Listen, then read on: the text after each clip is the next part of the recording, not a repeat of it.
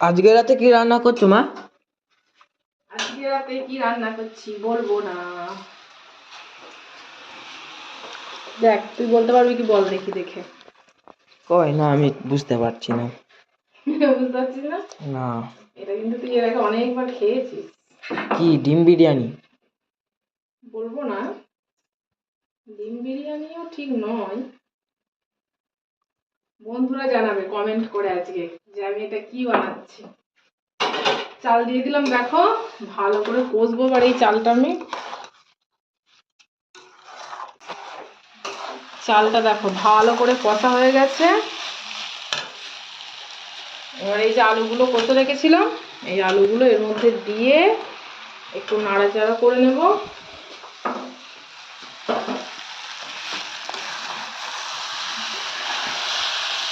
দারুণ দেখতে লাগবে না?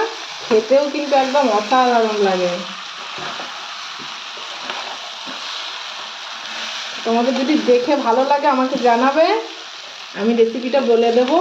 তোমরা বাড়িতে বানিয়ে খেয়ে দেখো, যদি খারাপ লাগে তারপর আমায় বলবে। অসাধারণ খেতে, আর সব কিছু বাড়িতে থাকবে, নতুন করে আলাদা কিছু কিনতে হবে না। বাড়িতে থাকা উপকরণ দিয়েই একদম দুর্দান্ত স্বাদের একটা শীতকালে রাতের ডিনার জমে যাবে পুরো। চলো, হয়ে গেছে এটা কষা। এবার এটা এই যে রাইস কুকার নিয়েছি, এতে ট্রান্সফার করে দেবো।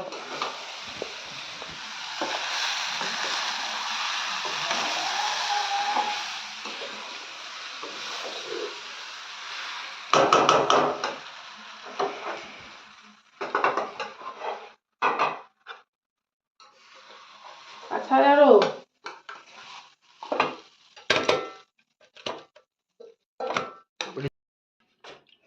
এই যে রাইস কুকারে দিয়ে দিয়েছি এটা। এবার এই যে কড়াই ধোয়া জলটা দিয়ে দেবো। আর একটু জল লাগবে, একটু পরিমাণ মতো, এখনো অনেকটাই জল লাগবে।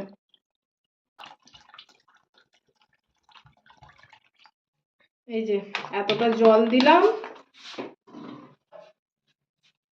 তারপর এই যে ডিমগুলো দিয়ে দিলাম।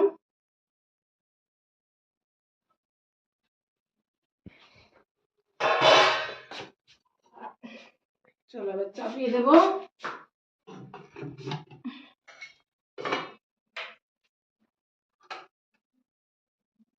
দমে চাপিয়ে দিলাম। হয়ে যাওয়ার পর আবার তোমাদের দেখাবো কেমন হয়েছে। হয়ে গেছে, তুলে দেখি কেমন হয়েছে। তোমাদেরকেও দেখিয়ে দিলাম। এই যে দেখো একদম রেডি, গরম গরম। এবার একটু ঘি ছড়িয়ে দেবো শুধু।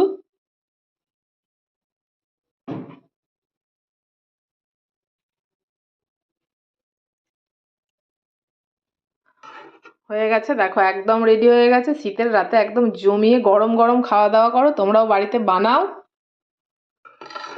কেমন লাগলো ভিডিওটা অবশ্যই জানাবে কমেন্ট করে।